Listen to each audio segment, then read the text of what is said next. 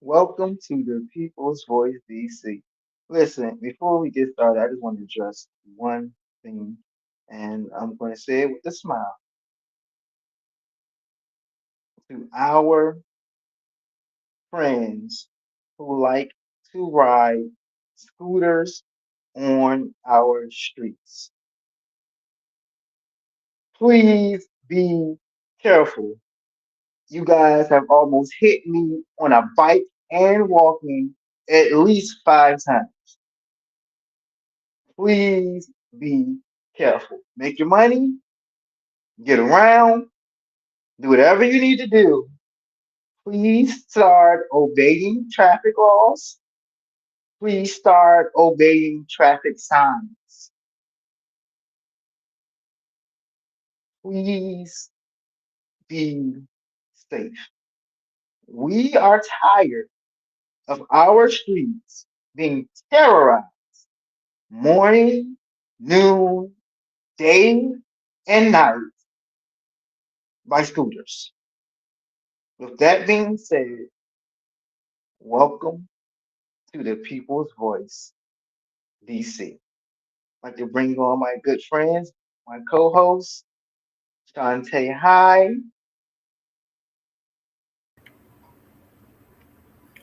and former mayoral and city council candidate, Chris I.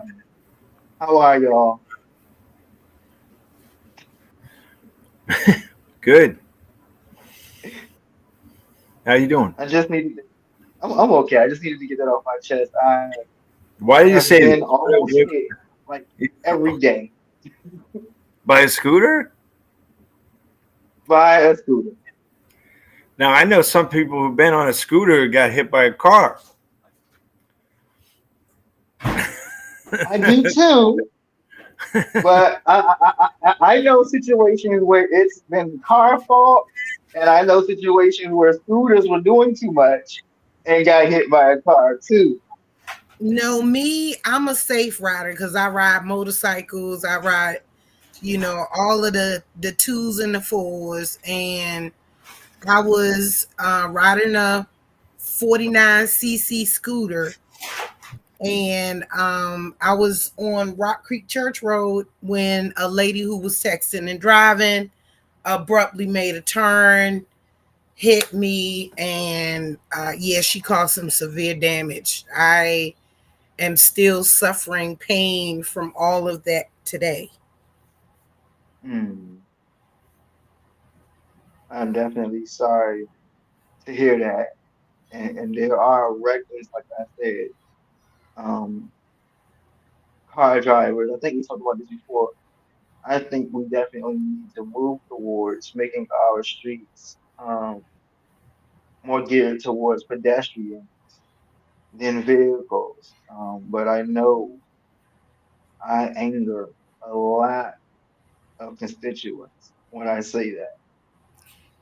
I gotta kind of agree with you on that because I feel like these traffic lights and the pedestrian lights, they coincide with each other, and they have pedestrians walking in front of cars when cars are trying to make turns, which ultimately backs up traffic because only a couple cars can get through the light. So my suggestion would be to allow the pedestrians 60 seconds to cross first. And then once those walk lights stop, turn those other lights green so that, you know, the traffic can move forward. I don't have a problem with that. I don't have a problem with I have to definitely, of course, really look at it and see how it works out. But on the surface, I don't have a problem with Yeah, I feel like, at all of the intersections where pedestrians need to cross, you need to just hold traffic, give everybody 60 seconds to get across their intersection. You going that way, you going that way, everybody go. And then once their time is up, you put the stop hand, and you turn the traffic lights in whichever direction to go and move the traffic along, because honestly, You know, I don't feel safe. I don't feel safe um, crossing the intersection while the light is green. Yeah, it's almost as if the pedestrians have to kind of fend off cars that want to turn. Now, what I kind of wonder, like, how does DC compare to other cities? Because we have, I mean, there's a lot of folks. I think unlike other cities, there's a lot of folks who want to come into the city every day and leave the Well, city every day. They want to come in and leave. Maryland wants to come in, Virginia wants to come in, and then they want to leave. And they're usually driving cars. They're usually fed up from the traffic jams, and they're anxious to get home or anxious to get to work. So they're already kind of primed and pumped to kind of press the gas and go. Um, and so, unlike sort of like, let's say, a place like Richmond, or even to an extent like maybe Baltimore, those are sort of cities onto themselves. They're like, you either live around them and you come in and you go. It's not like, I don't know. I feel like DC is just, Maryland and Virginia really needs to get in here a lot, and they're coming from, I mean, Frederick to get in here. They're coming from like Springfield or like Stafford to get into the city. And it's a heck of a commute, and I just wonder how that. Yeah, how do we make it safer for, yeah, pedestrians that are here, DC peeps, who have to kind of, who right now have to, I mean, I don't know how many times where I gotta like turn and stare at a driver so they stop, mm-hmm. cross through the crosswalk, right? Yep. Oh yeah. I agree with Mr. Thomas here. It's not that simple, but I was just putting a suggestion out there that I feel the city could try to do. And I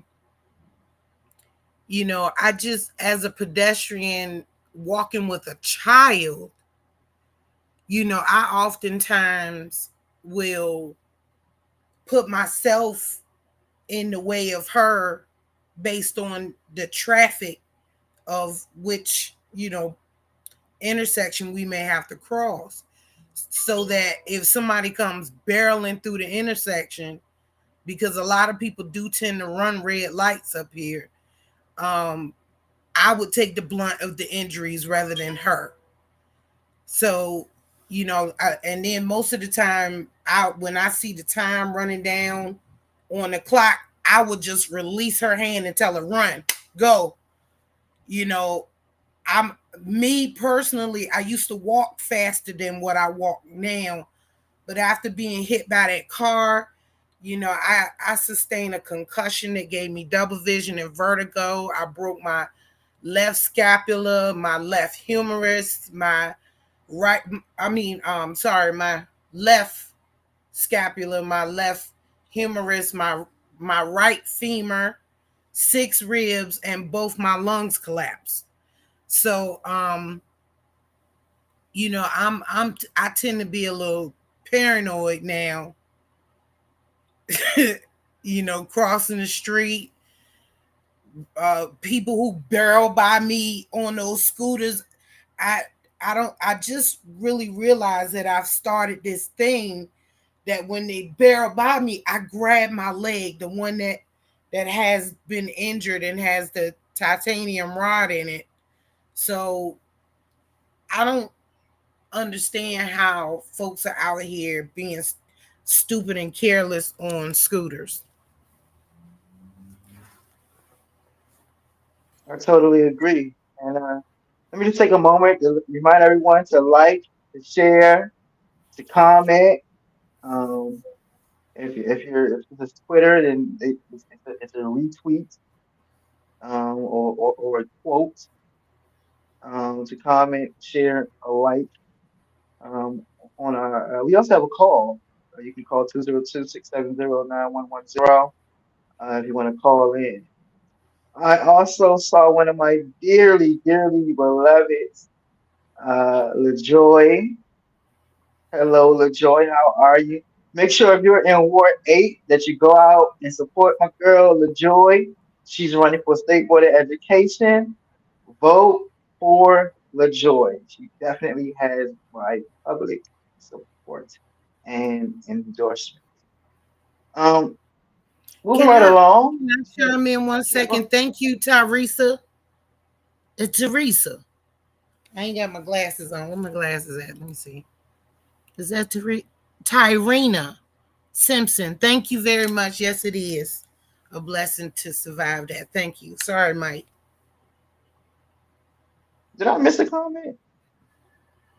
Oh, Ty- I did miss a comment. I did. I see it now. No, I see it. It came in late. That's my cousin. Hi, cousin. I definitely thank everyone for your continued support. It definitely means a lot. So, my homie Patrice Lancaster, who is over there in Ward 8 also, and she is running for commissioner. So definitely want Miss to, if Lancaster, you let's don't know do this about thing. Miss Lancaster, you definitely want to learn more.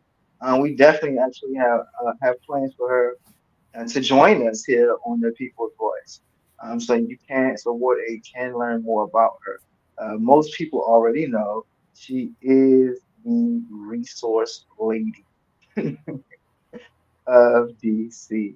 So thank you for your support. Thank you for joining on.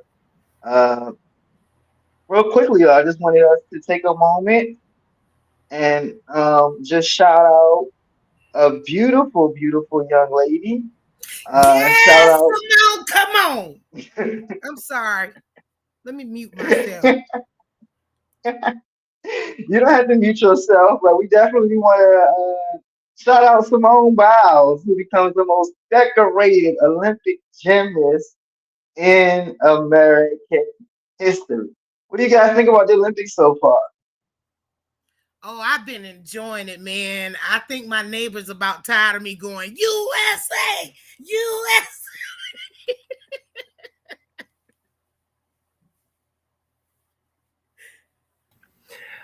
I'm very I got proud. I'm mixed very feelings about it. proud. Y'all know we got some Olympians that represent the DMV.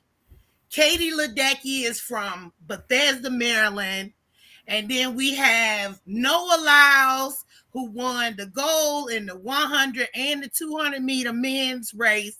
He is from Alexandria, Virginia. We have Tori Husk, who won she got the gold for the team race. She is also from Alexandria, Virginia. Come on, DC, Maryland, Virginia. Let's do it, baby. Yes. Yeah, yes. I forgot my brother Thomas Donahue is also running for commissioner over there in the Great Ward 8. So definitely, we'll have to get you on the show too, Thomas. That same day we have a couple of people running for commissioner in Ward 8, and there are, by the way, let me just say this: there are so many vacancies in our city. Check out your ANC, check out your SMD, single member district, and see who your commissioner is. See if you have a commission. If you don't, please consider running for commission. If you want to know more about what the job entails, if you want to know more about how do you get involved, how do you get started, please hit me up, hit us up.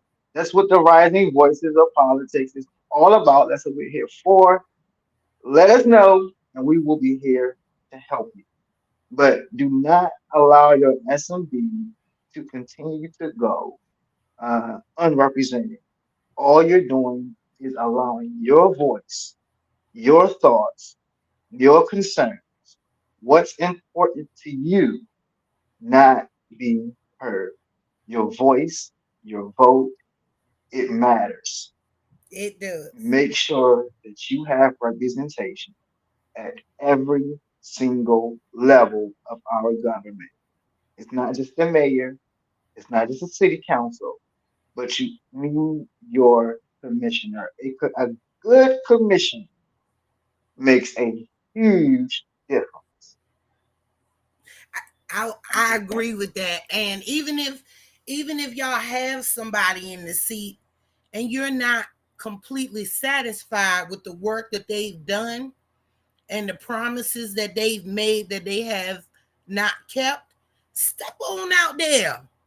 Go ahead and be like Kevin Hart. Say it with your chest.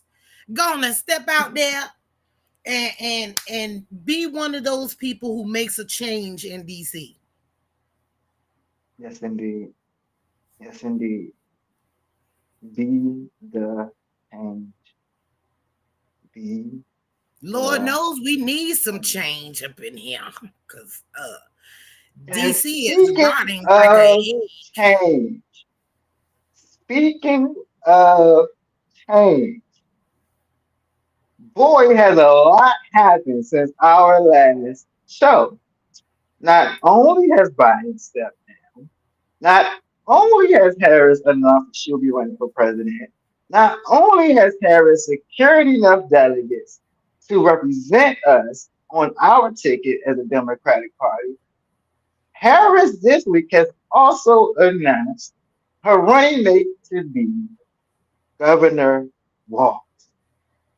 And oh my goodness, what a speech he gave last night. If you don't know the guy, if you've never heard of the guy, all you had to do was listen to that guy's speech last night, and you just have to have a good feeling. Did you guys hear the speech? I heard a couple of clips. I did Hmm. not. I did not. I was not aware that he was going to give a speech. I was tuned into the Olympics.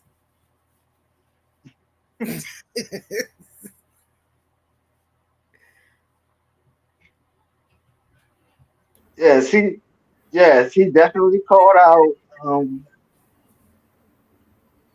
Mr. JD Vance. Um, I can't wait to see them two debate. I can't wait to see Harris and Trump debate.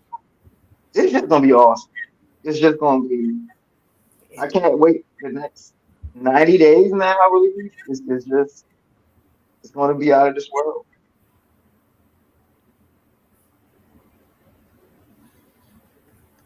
Yeah, to me, it's just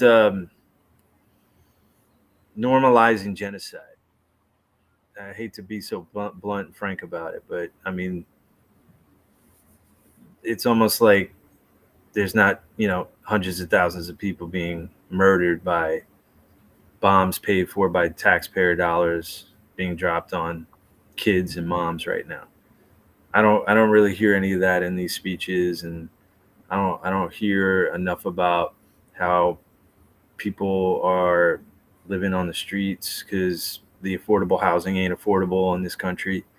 And yeah, it's the same old. It just seems like personality politics to me.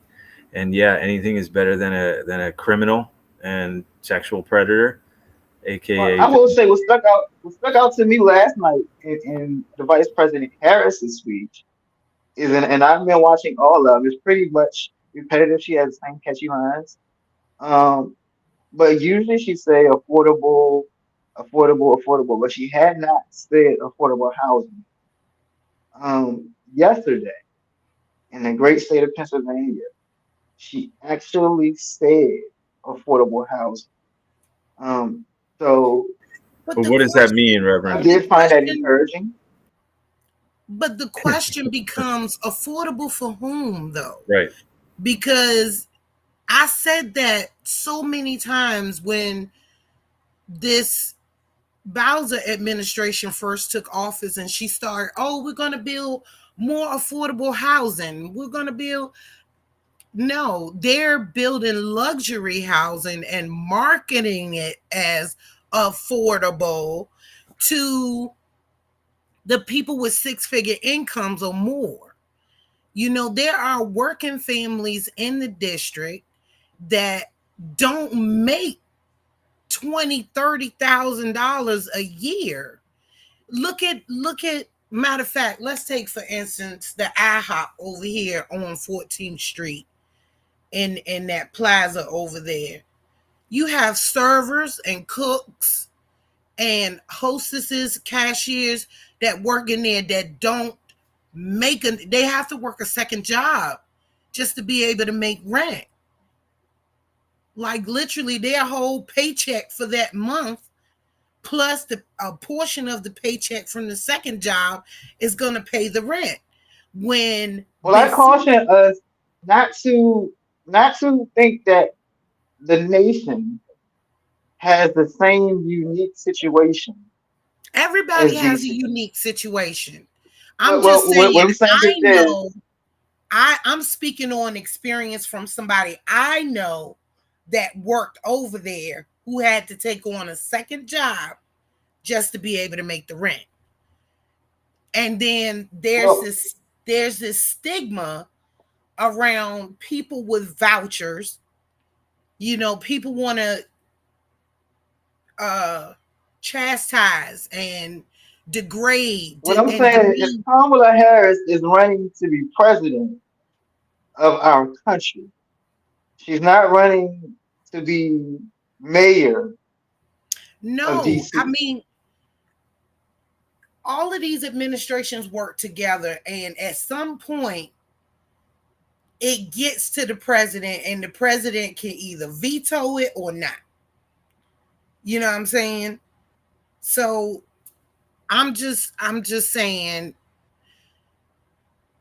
Well, politics is it's a fickle thing. It's really tricky and fickle. But hear what I'm saying about in response to what Chris was saying about affordable, in particular, affordable housing. And what I'm saying is in DC, we have a unique a problem where our median income is being included with Virginia and Maryland. Mm-hmm. You don't have North Carolina or Wyoming or South Dakota. They don't have a problem with their income and everything being factored with many with surrounding states that just makes their income projection look totally higher than what it is. And so when we talk about affordable housing as a nation, I don't think that it's the same situation that we have here in DC. We're kind of messed up here in DC with that, but I don't think every other place in the nation We're has that messed up issue. now because they done gentrified the city. But there were rent caps here. There was deeply affordable housing where people were paying at one point 10% of their income, and then it increased to 30%. And And Kamala now, Harris has proposed rent caps. huh? Kamala Harris has proposed rent caps. yeah. So here's the thing. So okay, so the president picks who runs housing and urban development at HUD, which is federal. HUD sets Yes. these, and so that was Marcia Fudge recently, and I think she just left. And Marcia Fudge, under Biden picked Marcia Fudge. She came out and she said she might as well been Mayor Bowser. She said exactly everything Mayor Bowser says. We need to privatize the public housing. Privatize, meaning give it to private interests because somehow they know how to do things better. And which is untrue. It's just that there's just been no accountability of the people taking care of our buildings, public buildings. They've just let it slide. They've divested. They've not taken pride in it like they used to, 60s, 70s. There was a lot of disinvestment in the 80s through the 90s. And then that disinvestment led to this new neoliberal, AKA Democratic and Republican position that we need to just privatize everything. And so Marcia Fudge was claiming that, we need to privatize the public housing. So that's going to be the same under Kamala Harris. It will be a similar policy transition of the private interests know better than the public, and so they should run our stuff and take our stuff from us, and hopefully it all works out. Now, we've seen how that's worked out for the private interests serving the lowest of the low. And when I'm talking about low income, I'm talking about your minimum wage workers who are making $35,000 or less, right? Or $35,000 in DC. It's $17.50 an hour. It's $35,000 a year. So that's like that person who works at the IHOP and or at the movie theater, or is the barista, or is on that moped slinging food or whatever, right? It's these folks are completely out of the Democratic policy equation of who is to be served by affordable housing. But you don't think Kamala is more influenced by the left than Biden is, and will have more left policies? No, because it's very easy to persuade the sheeple by using language. Like you just now, you said, Kamala Harris, I was so impressed. She said the word affordable housing. That is a magic word, Reverend, right? I mean, we hear Bowser saying it all the time. It's like, it's a complete guise to just build more and more luxury housing. And, this trickle down paradigm where we give up our land, we give up air rights, zoning rights, so that some developer could build a bunch of luxury units, Class A studio, 1 bedrooms, and maybe we get a handful of so-called affordable housing for people making $65,000 a year. That's the paradigm right now. It's all been guised under we're building affordable housing. So how does the everyday person, unless they look at the results, the policies, stay involved in the civics of this all thing, when they're working 2 jobs or they have kids, nobody's doing more than hearing, oh, they're building affordable housing? Awesome. That's so great. I love that. And that's the extent of our political mind right now in terms of the zeitgeist, in terms of the people. They won't peel back the layers. It's not easy to peel back the layers. I mean, I'm looking at a party right now who it was said it was only going to be far left that would support reforming the Supreme Courts. Well, today, the president and the party as a whole supports reforming our Supreme Court. And I just feel like, and I'm a little younger, but I just feel like over the years, our party has gotten more and more left. And some of these things that we thought we wouldn't get to, we have been getting to. And I think that not only has the party gotten more left, but it's a direct result of, and I must say, I'm so sad to see Cori Bush lose Cori Bush lose the primary. But I just think that the left wing of our party has a lot more influence today than it's ever had, and has a lot more power than it's ever had. And I think that we can get some things done. Can I ask something here? How does a party, Mike, when you say this party's going further and further left, when I think of, I mean, Cori Bush, Jabal Bowman, these are like your left leading political Democratic operative candidates, AOC, you know, all that. They are a fringe of this party, and in fact are now losing because APAC and these lobby groups, Israeli American lobby groups, are putting so much money into attacking these folks that you're saying are left, because they're saying please stop dropping bombs on moms and kids in Palestine. You know, they are being pushed out of the party. So I see a party that's actually shifting further and further right. And you know, when I think of Kamala Harris, you know, in 2020, and I'm just getting this info. Who by the way was the first vice president to ever boycott another president coming and addressing Congress because she is opposed to war and she has made it known that she's opposed to war. No, she met with him afterwards. She just couldn't get there that night. She met with him the next day. But you know, in 2020, during her primary run, just before she dropped out, she had collected funds from 46 billionaires, the most of any Democrat in the race. This Very is true. this is a person who cozies up very nicely with billionaires, and these are the billionaires who are the, you know, the heads of these sort of corporate um, cabals that are basically, you know, the major power players, industries, cryptocurrency, AI, big oil, Wall Street, Hollywood. They don't. She doesn't want to be seen as a threat to any of those interests, and she'll play that line very coolly with language. And if one of those words is affordable housing, and all those people in the industry know, oh, I know what affordable means. I know who we're helping. And then all the other people go, oh, affordable housing. The sheeple, you know, understand affordable housing like what we understand, what we think affordable housing should mean.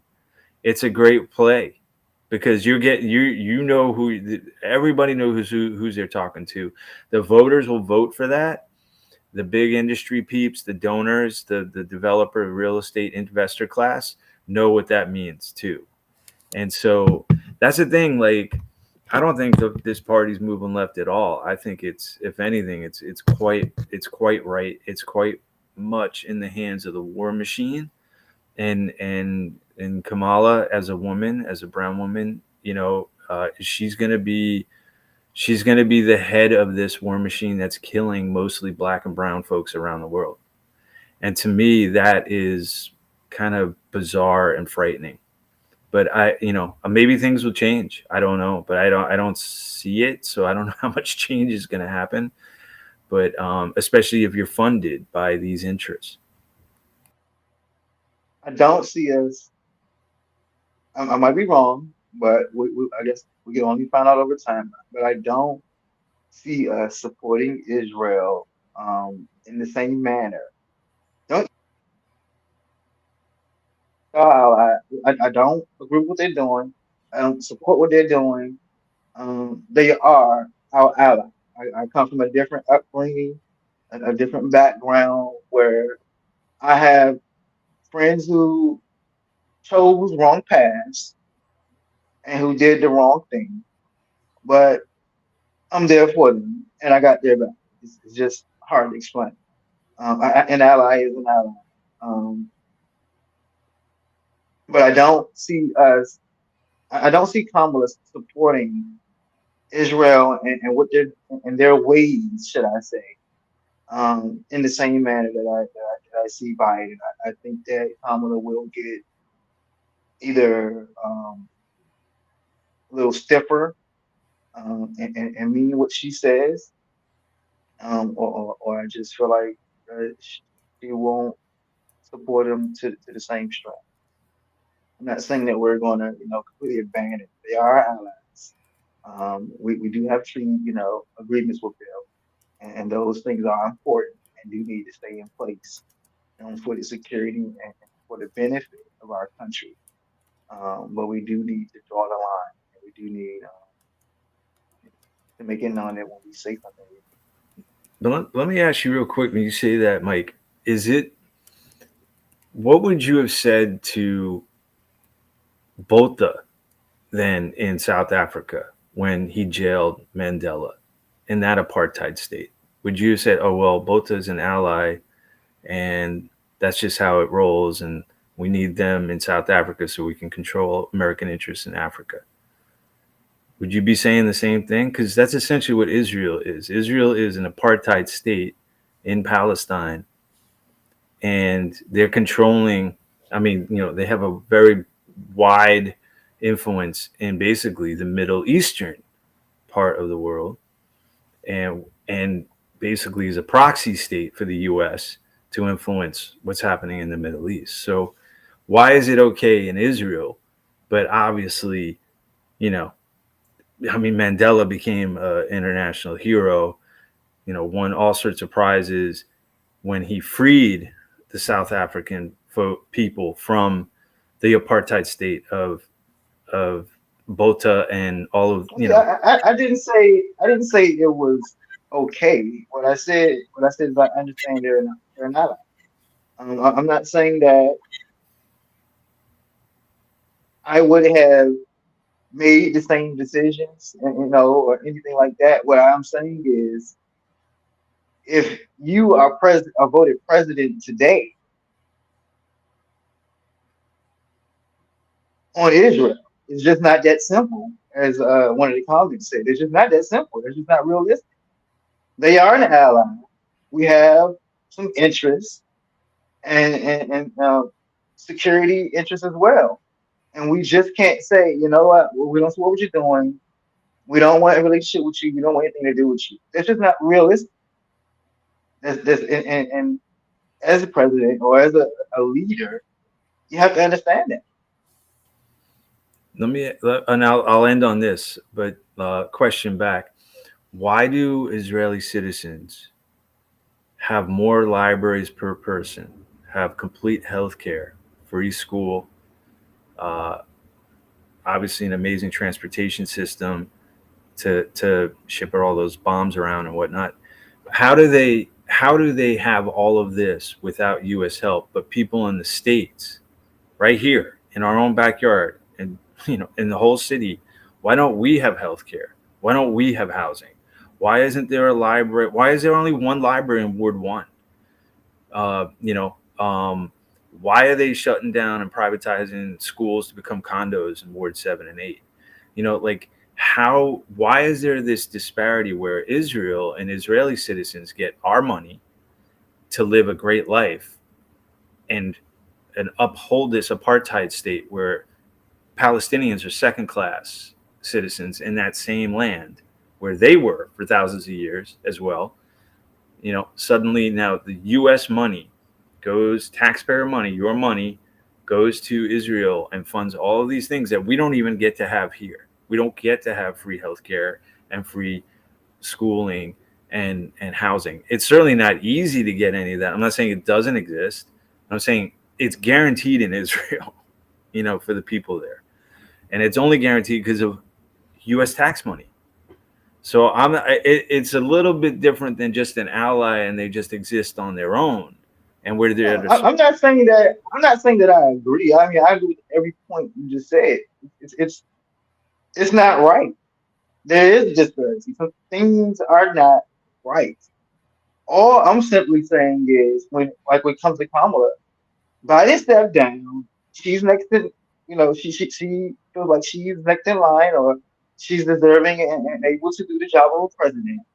And all I'm saying simply is, when you become president on day one, realistically, you can't just say, "Hey, look, this is unfair. This is not right." Da, da, da, da.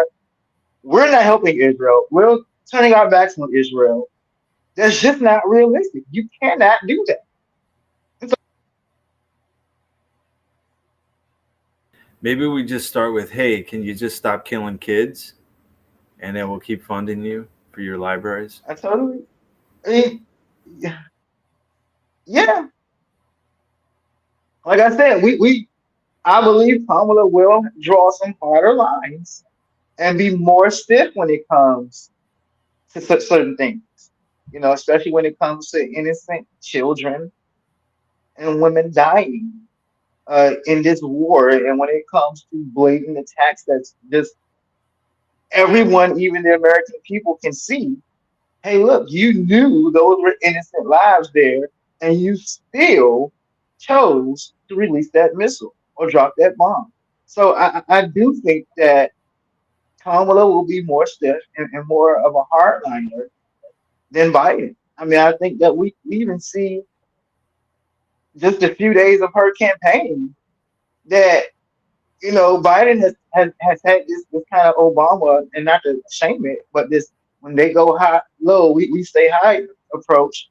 Where we see Kamala and even her new running mate are willing to take a jab, are willing to show, listen, this is who they really are. So I do see kind of a difference in attitude.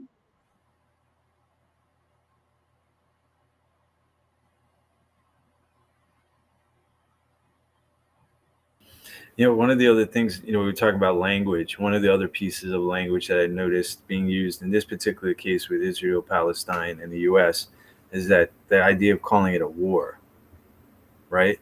I think it's a war crime. I don't know if it's a war. I mean, when you have people who have been basically walled in for 70 years into an area, and the food's electric, all of that is up to Israel, and they cut it off and they keep things sort of just right on the edge for all this time. There have always been responses to that type of oppression, whether you're in Ireland with the IRA, to Britain, when they started bombing stuff in Dublin and in Northern Ireland, and you had the same thing happening. When people are repressed, they're gonna like sort of act out. They're gonna say enough. And I think that's what we saw with Hamas on October 7th. But to just say that has started some war, when I see the disproportionate, I mean, when you have people throwing rocks versus people rolling in with tanks and bombs and all of that, and people in tents, being obliterated, kids. And I mean, to me, it's just like, I don't think it's a war. I don't think it's fair to call it a war. I think it's fair to call it a war crime. I don't think it's fair to call it. It's not like Palestine has an army. You know what I'm saying? They have kids with rocks and slingshots. You know what I'm saying? So I don't know. Like, I think that's another kind of language rub, like affordable housing. It's Well, like, oh, I definitely think it's a war crime. Well, here's the thing. I think that, and I'm trying to be careful because I don't want to come off as anti-Semitic because I'm not. Um, but I think that the history in the, I believe in a religious involvement with this, that's not being talked about. Um, I believe that there are a lot of factors that's not being talked about when it comes um, to this subject as a whole, and that we could really spend hours digging into it. Um, but at the end of the day,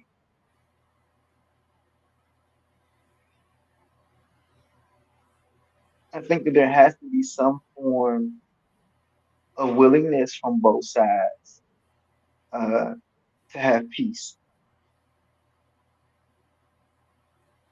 Um, no matter how wrong you think you are, uh, I don't think I think that history already proves when it comes to us, particularly as a brown people, that the most progress came when we chose non-violence.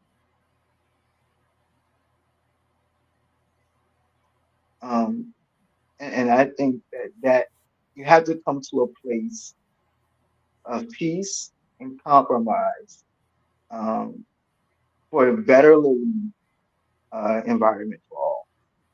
And I don't think at this point that Israel is all the way there, and I don't think at this point that the Palestinians are all the way there. And I'm not saying that either side has a reason not to be or to be. I'm just saying that they're not all the way there. And my prayer is that one of these days there will be peace in that land. Until then, I think that we do need um, to make sure that our interests are protected, and we do need to make sure that innocent lives um, are not being lost. Well, we can't be hypocrites doing this, and we go in and we went and bombed and killed innocent lives in Iraq and killed innocent lives in Afghanistan, and then all of a sudden we want to police this war or this war crime. I just don't think that's right either.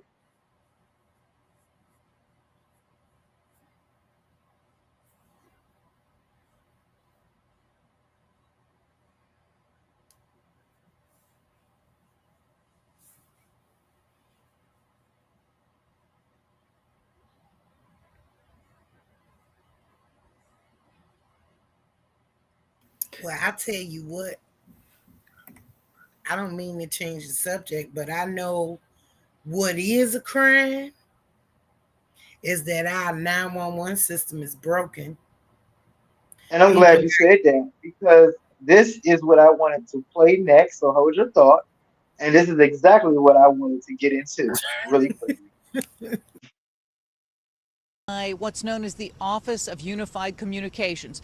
They say that 911 calls were being answered during this time. One came from an apartment here in this building, and you can hear the frustration in the voices of the first responders. We have an infant in cardiac arrest. I've made everyone aware of this multiple times here on this channel. Do we have a Engine 28 communications? Do we have a ALS unit or a paramedic that is possibly available? A few hours later, D.C. police detectives and forensic investigators arrived at 3000 Connecticut Avenue Northwest after being informed that the infant, described as being about 4 or 5 months old, had been pronounced dead. D.C. police described this as a death investigation. News 4 spoke with Dave Statter, a veteran journalist with extensive expertise in fire and EMS agencies. By my count, this is the 5th time since May 23rd that their computer system went down. One of those was the global CrowdStrike failure that impacted a lot of 911 centers and other agencies. But the 4 other times, they've never given an explanation. The district's Office of Unified Communications says calls to 911 were still being answered during the computer dispatching system outage. They did not specify how long it lasted or the time frame. The 911 call for the infant in cardiac arrest at 3000 Connecticut Avenue was made at 2:23, according to D.C. police. 2 minutes later, 2:25 p.m., this tweet from the OUC announcing technical difficulties with the computer-aided dispatching system. If you remember and recall, because of their staffing shortages, we're already in a situation when people call 911, they don't get a prompt answer. And now you get delays. And it's pretty sad in some of the things that have happened. People wait for service, and there was one today.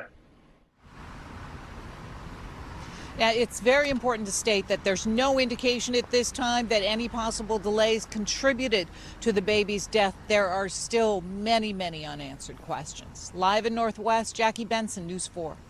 Thank you so much, Jackie. Thank you, Jackie. Thank you, Jackie. And thank you, CBS News for your amazing coverage and for that clip. Here's a no thank you. No thank you to the Office of Unified Communications, who is responsible. I'm just gonna hold it right there. I'm gonna hold it right there. Because let me just say this. Tonight on this show, we're supposed to have a guest. The guest that we were supposed to have ran for council. Villarreal VJ Johnson. And when I brought attention to the failures of OUC and our 911 system, I made a post on social media.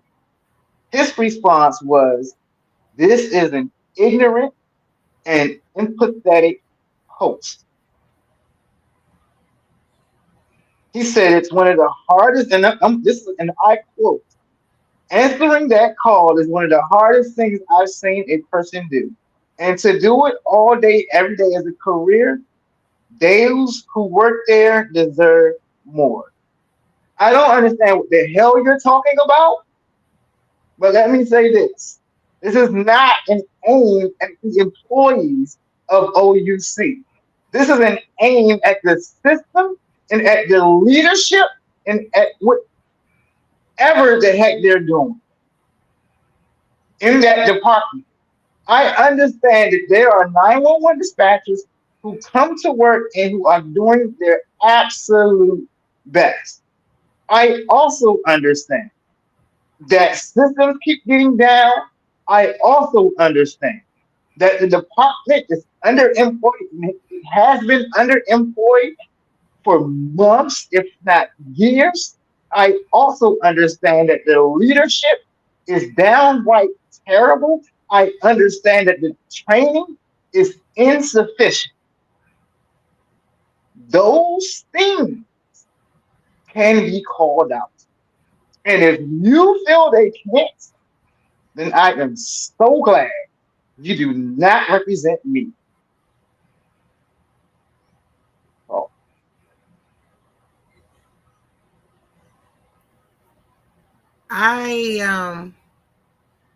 I've been traumatized by the 911 dispatch call center. Mike, you know I told you about that earlier. And Yes.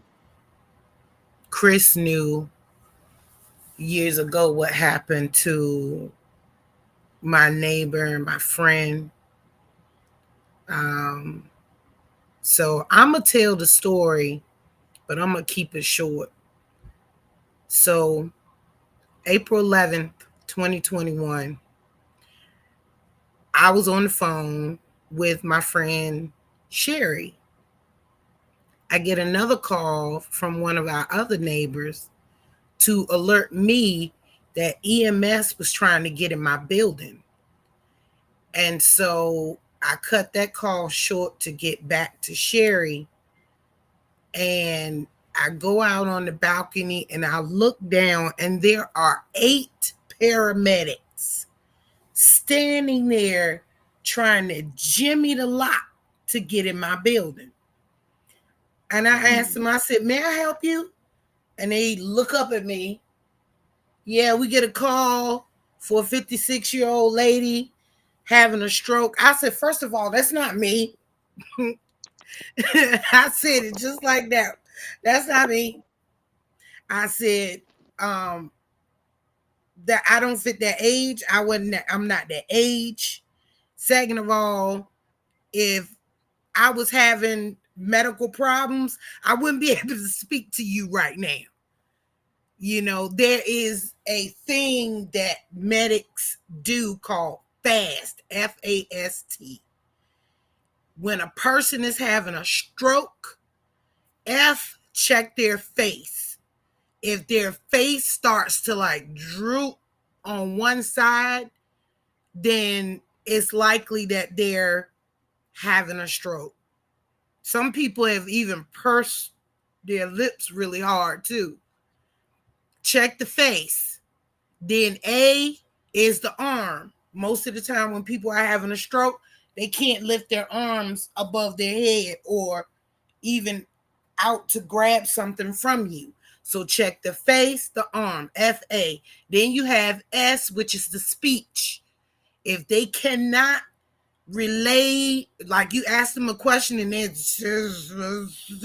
the speech is impaired because they're having a stroke.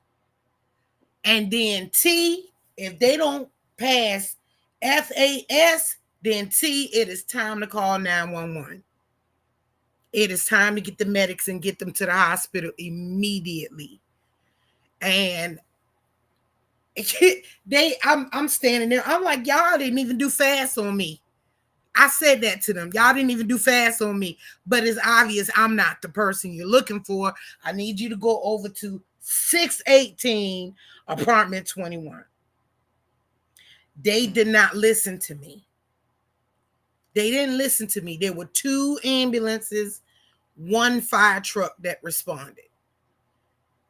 They got back in their respective vehicles and they all left and came back the very next day. And my neighbor had a stroke and she died from a massive stroke. And I watched them wheel her out of that building on a gurney in the body bag. And that could have been prevented had they listened to me and go over there. But it's sad to say that this system is really broken. We've had shootings at Park Morton. Neighbors, not just myself, neighbors have called 911. Took them 45 minutes just to come from Park Road over there to see what was happening. So there is a lot that can be said about the 911 system. There's a lot that can be said about the management that is responsible for taking care of residents, because we had another incident where a senior passed away. And I won't get into the graphic details like I told you, Mike, but this senior had passed away and she lived right across the hall from the rental office. And by the time someone decided ultimately to call 911, it was way too late for her. And the coroner came and told us how long she had been in there based on the lividity of her body. So there's something wrong with this system. It is ultimately broken, and they don't rescue the people that actually need rescuing. They're going to the wrong addresses. People are dying because of it. And I even had a situation where my house got shot up, and back in February of this year, somebody tried to steal my car. And I called 911. The police officer come. These are the cards for every incident that has happened at this house. 1, shooting at a house. And these 2 are from the one officer that came out about my car being vandalized. And lucky for me, I drive a stick, so they wasn't able to take my junk. It was his own anti-theft device. Thank you, Jesus. But you know, this officer, he was very unpleasant to work with. He literally told me, and I quote verbatim, "Unless you sustain $1,000 or more of damage and theft to your vehicle, there's nothing we can do." End quote. I'm gonna read a comment that someone made concerning the OUC. And this is from a guy in Ward 7 named David Bell. He said, "I really wouldn't put it on the trench employees. The culture of the agency, management, the poor training, and the hiring practices are to blame. This culture is obviously encouraged and protected by the mayor. Sadly, no different from other agencies in this administration."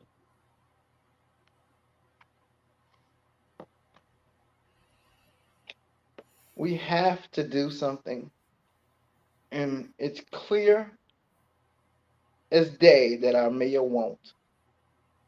Either we're going to have to apply some pressure as a people come together and demand change, or we have to start making a statement and bringing about change beginning at the polls. This upcoming election is our presidential election. In 2 years is our next mayoral election. And I pray that we have a much higher participation than what we've been having. Hopefully, some of our people are sick and tired of being sick and tired of being sick and tired of this city's leadership. We need a new mayor. You folks didn't show up at the polls for my brother Chris. You didn't show up at the polls for any of us. But I pray I did. that DC shows up like never before this next mayoral election. We need new leadership all around. We need new leadership. It's time that a lot of those council people that have been sitting there for decades upon decades to be voted out and let some new leadership come in and start steering the ship. But one thing about it, though, I always encourage people to think like this. I like to use a lot of analogies and euphemisms to get people to understand where I'm coming from. So, although we need new leadership, we got to make sure everybody is on board and not drilling holes in the ship, if you get what I'm saying. Mm-hmm. So we need everybody doing their part to row the boat, put up sails, man the helms and the starboard and the bow and everything like that. And so that's what we need to do.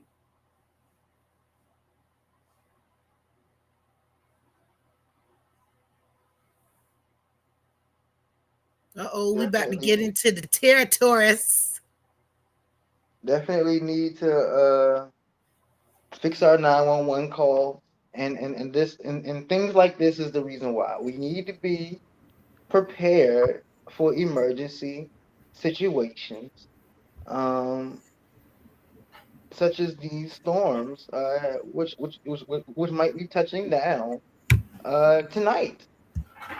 This is a map of how our precipitation is supposed to be looking over the next 30 minutes. This is how it's supposed to look. This is the country. I mean, should I say the East Coast? We got to be ready. And our 911 system needs to be up and running for situations just like this. Mm-hmm. We need to be prepared. Yes, I'm not playing with Chris. Yes, we do. And Q, Miss High, hello. I am your emergency preparedness reviewer, and I am going to teach you how to get ready for these storms. So my business is named High Alert Emergency Preparedness. You can find me on Google. I am an LLC.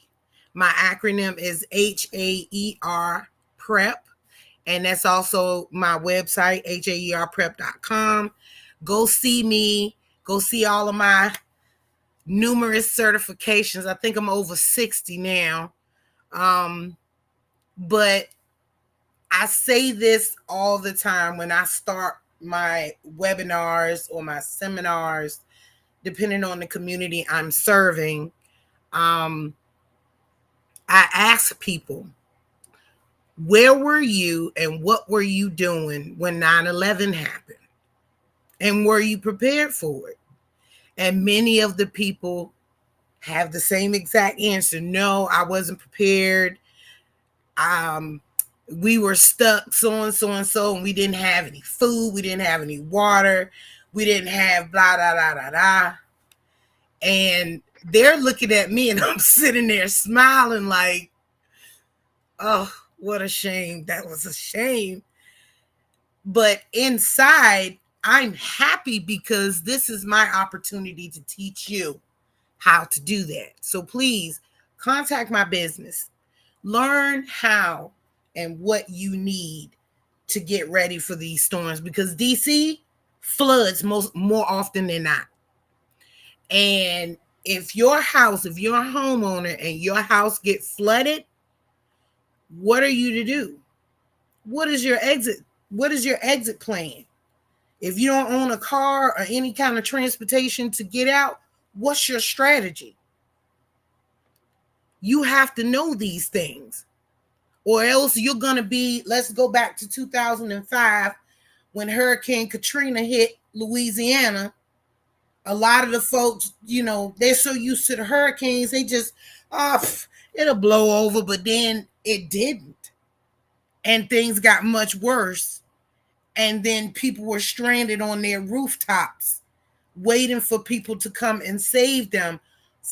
Up there for a week, no clean water, no food, no kind of umbrella or shelter to keep the sun from beating down on their heads. So these are all the things you think about when it comes to natural disasters, technological disasters. What are you going to do if your computer goes down, if we get hit with an EMP and all the electronics stop? What are you going to do? How are you going to survive? Then you have to look at the intentional disasters. Those are man-made disasters like January 6th, the insurrection that happened on our Capitol.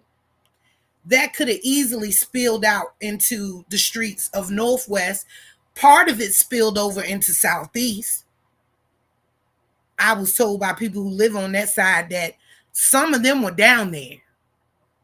What are you going to do if they come to your house? Are you prepared? Are you prepared to protect your home and your family?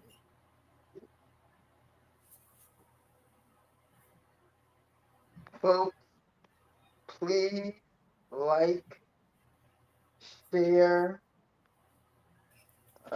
subscribe, and send stars. You're getting valuable information. This is not the only resources you'll have. We'll have resources for you throughout the show on our podcast. But make sure you like, make sure you share, make sure you send us some stars, and make sure you subscribe to us on YouTube. The People's Voice DC. Before we leave, I just want to bring awareness to one quick thing, and this happened in Ward 1. I was over at this particular location. It's on 11th Street in Northwest, and when I visited, they were very nasty, very mean, very rude, which I found odd, being as though I looked around and I saw all kinds of mice running around and big giant water bugs crawling on the wall. So once I saw those things, I kindly just said, never mind, I'm not eating here. But I was sure to take pictures and to note the treatment that I got. Oh As a man, result, don't. Oh, the Oh, inspector, that's on there? That's on them? the inspector Oh, came out. Um, we saw the same thing together, and right there on the spot, that establishment was closed until Oh, further notice. I believe, and I want people to see my face. I believe in small business. I believe in minority owned business. But do not come to my city and treat us any kind of way. We deserve for you to be clean. We deserve for our food to be clean. And we deserve to be treated like human beings. We're not beneath you. We don't owe you anything. As a matter of fact, we are your customers. You owe us, and you are serving us. People, if you see something, as my great friend Trayon White says, do something. Take pictures, report it, call your inspectors, and get these establishments clean. We deserve better in our city. There's no reason why one part of our city, there's a life expectancy plus 20 years, but another part of our city, the life expectancy isn't. We want equal treatment everywhere, and we won't settle for less. Before I close, anyone else need anything to say? Will you come to 18th Street in Adams Morgan? I'm telling you, honeymoon chicken needs an inspection too. No, don't say honeymoon chicken. I keep looking at that. Y'all know how I feel about chicken. And every time I ride past it, I say, I got to try that. Big as my forearm. Yeah. And it's on video on Instagram, TikTok, and Facebook. Hey, some people are eating over here. Oh, I'm sorry. Follow High Alert Emergency Preparedness on Facebook at facebook.com/High Alert Prep. Looking forward to serving y'all in the community.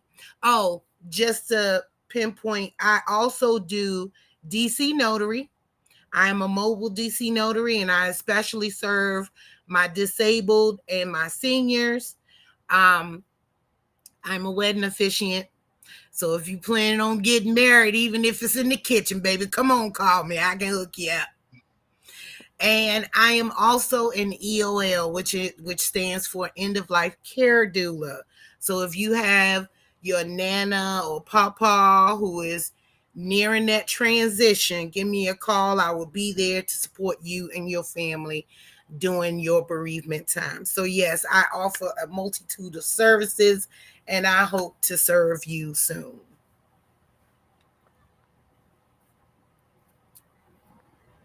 Listen, right now, there is the fight for America.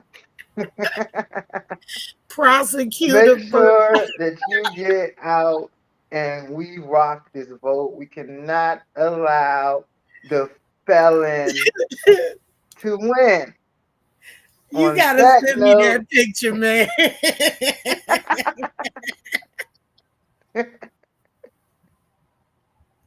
Yeah. On that note, listen, we won't be back next week, but we'll see you in 2 weeks. And we're going to have a great show. We're going to have more than one guest. It's going to be lots of fun, lots of entertainment. We're planning for an in-person event. Stay tuned. Make sure you follow us on social media. We're on Facebook. We're on Instagram. We're on Twitter. And guess what? We're even on Spotify now. Subscribe to us on our that's my channel right there. Send those stars. Share, Twitch. Like. Until next time, be blessed. This is the People's Voice, DC.